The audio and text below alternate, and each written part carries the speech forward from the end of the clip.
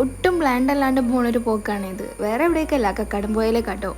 ഇപ്പം അടുത്താട്ടോ കക്കാടംപൊയിൽ പോയി വന്നത്. അന്ന് നമ്മളെ കൂടെ ക്ഷണിച്ചല്ലോണ്ട് നമുക്ക് കുരിശുമല ഒന്നും കയറാൻ കഴിഞ്ഞില്ല. അപ്പോൾ ഇന്ന് ഓളില്ലാത്ത സന്ദർഭം നോക്കി നമ്മൾ പോവാട്ടോ. സത്യം പറഞ്ഞാൽ മഴ പെയ്യും വൈബാവും എന്നൊക്കെ പറഞ്ഞിട്ടാണ് പോകുന്നത്. പക്ഷെ അന്ന് മഴ പെയ്തിട്ടൊന്നുമില്ല. വരുന്ന വഴിക്ക് മുക്കത്തെത്തിയപ്പോൾ ഒരു പായസപ്പീട് ഉണ്ട്. പക്ഷെ നമ്മളോട് കയറിയപ്പോൾ പായസം തീർന്ന് വേറെ എന്തൊക്കെ ഉണ്ടെന്ന് പറഞ്ഞു. നമ്മൾ മെയിൻ പോയത് പായസത്തിന് വേണ്ടിയിട്ടില്ലല്ലോ. അതേതായാലും കക്കാടംപൊയിലെത്തിയപ്പോൾ കിട്ടുകയും ചെയ്തു. നടന്ന് കയറി മേലെത്തിയപ്പോഴത്തേക്ക് ഒരു പരുവായിട്ടോ.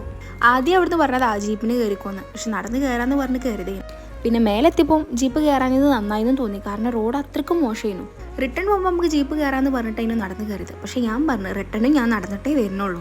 കാരണം എനിക്ക് ലേശം ജീവനിൽ കൊതിയുണ്ട്. പക്ഷെ മേലെത്തി കഴിഞ്ഞപ്പോൾ വ്യൂസൊക്കെ അടിപൊളിയായിരുന്നു.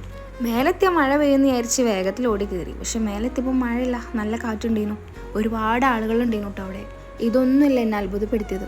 കുറേയേറെ പ്രായമായ ഉമ്മമാരും ഉപ്പമാരും അച്ഛന്മാരും അമ്മമാരും ഒക്കെ അതിൻ്റെ മേലുണ്ടായിരുന്നു. ഓരൊക്കെ എങ്ങനെ ഇവിടെ എത്തി എന്നുള്ളതാണ്. പകുതി വരെ ജീപ്പിൽ വന്നിട്ടുണ്ടാവും. പക്ഷെ എന്നാലും മല കയറണമെങ്കിൽ നടന്ന് തന്നെ കയറണ്ടേ. പിന്നെ കുറേ നേരം നമ്മളവിടുത്തെ വ്യൂസൊക്കെ നോക്കി നിന്നിട്ടോ. പിന്നെ ഒരാളിവിടെ റെയിൻകോട്ടൊക്കെ പിടിച്ച് പറത്തുന്നുണ്ട്. ആദ്യം തല തിരിച്ചാട്ടോ പറത്തിനത്. ആ ടൈമിൽ എനിക്ക് വീഡിയോ എടുക്കാൻ പറ്റില്ല. ആ കാഴ്ച എന്നെ അത്രയ്ക്ക് ചിരിപ്പിച്ചിരുന്നു കേട്ടോ. നമ്മൾ നിൽക്കുന്നതിൻ്റെ നേരെ ഓപ്പോസിറ്റ് വേറൊരു മല കൂടി ഉണ്ട് കേട്ടോ. സ്വർഗം എന്നാണ് അതിൻ്റെ പേര്. പക്ഷേ അവിടേക്കൊന്നും നമ്മൾ പോയിട്ടില്ല. അത് അത്യാവശ്യം നല്ലോണം കയറാനുണ്ട്. തിരിച്ചൊരു ഉപ്പിലിട്ടൊക്കെ തിന്ന് മെല്ലെ മെല്ലെ ഇറങ്ങാമെന്ന് പറഞ്ഞ് ഇറങ്ങിട്ടോ നമ്മൾ.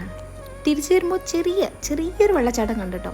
ആ വെള്ളത്തിൻ്റെ തണുപ്പ് കാരണാട്ടോ മൊത്തം ഒരു എക്സ്പ്രഷൻ വന്നത്. എവിടെയെങ്കിലും എന്തെങ്കിലും ചെറിയ വെള്ളച്ചാട്ടമോ അല്ലെങ്കിൽ പുഴയോ കുളമോ എന്തെങ്കിലും കണ്ടിട്ടുണ്ടെങ്കിൽ ഇക്കാകെ പിന്നെ ചെറിയ കുട്ടികളെ പോലെ കേട്ടോ. തിരിച്ചിറങ്ങുമ്പോൾ പിന്നെ അത്യാവശ്യം കുഴപ്പമില്ലാണ്ട് മഴ പെയ്യാൻ തുടങ്ങി. അതുകൊണ്ട് തന്നെ നല്ല തണുപ്പും ഉണ്ടായിരുന്നു കേട്ടോ.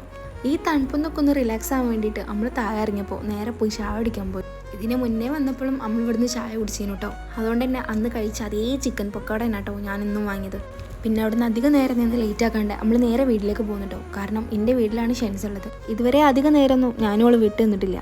അതുകൊണ്ട് ഇന്നത്തെ കറക്കൊക്കെ നിർത്തി നമ്മൾ വേഗം വീട്ടിലേക്ക് പോവാണ്.